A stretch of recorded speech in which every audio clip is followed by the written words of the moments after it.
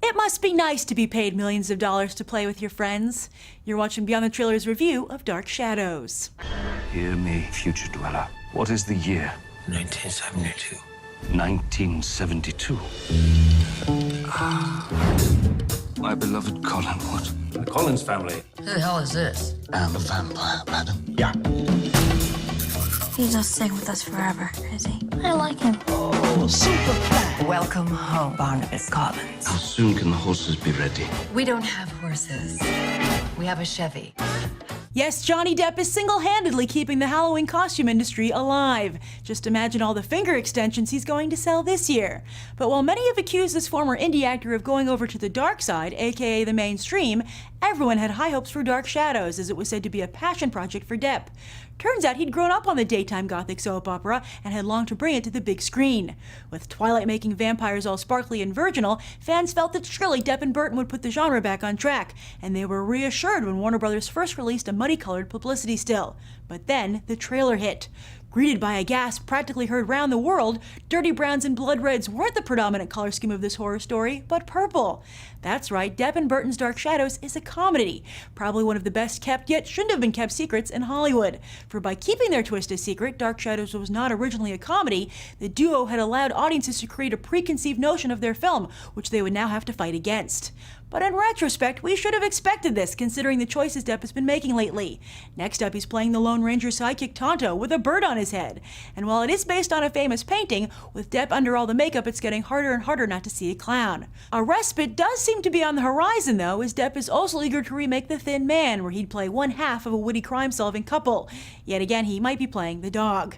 But one reason to still root for Dark Shadows is that it's rare to see a summer blockbuster that features so many female characters.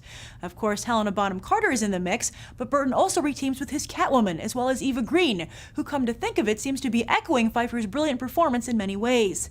Hit Girl is also in the mix, as is Heath Ledger Scholarship recipient Bella Heathcote. So is Dark Shadows a delicious mix of Edward Scissorhands and Beetlejuice, or a Burton-Depp misfire like Sleepy Hollow and Charlie and the Chocolate Factory? Let's go find out. Is this one of Johnny Depp and Tim Burton's better collaborations? Or Absolutely. Oh, really? Oh, no, definitely. I loved it. It was like a comedy, and it was like a monster movie at the same time. I thought it was pretty good. It wasn't entertaining, but, you know, a little dull in places, though. Oh, I see. A little draggy in some spots. Oh, I But hear for the you. most part, it kept my interest. It's a fantastic retelling of that story, of the Dark Shadows Oh, story. have you seen the original Yeah, I soap remember opera? it. Actually remember it. Did you ever see the original Dark Shadows Yes. soap opera? Is this a good representation of that? No. Where does it not match up?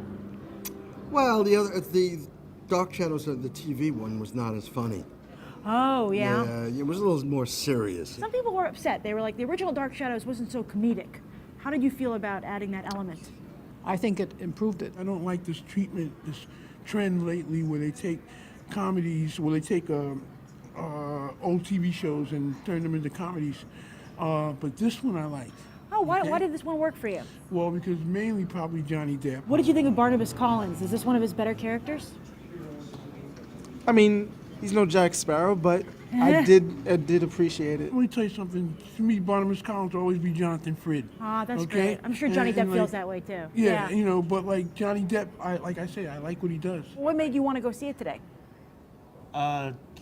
Tim Burton and Johnny Depp. Combination of Johnny Depp and Tim Burton and Helen Bonham Carter. Yeah, that works. What do you like so much about their collaborations? I think they know each other very well, and they work very well together. Yeah. And I think they're both a little off the wall. And we benefit from that, right? That's right. I love Helena Bonham Carter. I think she's one of the best actresses, in the business right now. Well, some people say they're getting tired of these people always working together. Johnny Depp, Tim Burton, Helena Bonham Carter. I Does it never bother get you? tired of Helena No? Bonham Carter. So what would you say to somebody who says, oh, this movie seems too silly to me? I'm not Oh, going to see it. no, it's not silly at all. Oh, no, go ahead, see it. Don't deprive yourself. It's not silly. It's a great piece of escapism. In terms of the way the current trend goes, this is one of the better ones. What do you give it on a 1 to 10? Give it a 10. 8.5. 8. I'd give it an 8. 9.5. 10. I gotta give this a 9 out of 10. So it sounds like Tim Burton and Johnny Depp still know what their fans like, with audiences overall giving Dark Shadows a 9. I'm Grace Randolph reporting from Regal Ewok, and I hope we'll go beyond the trailer for these other top movies.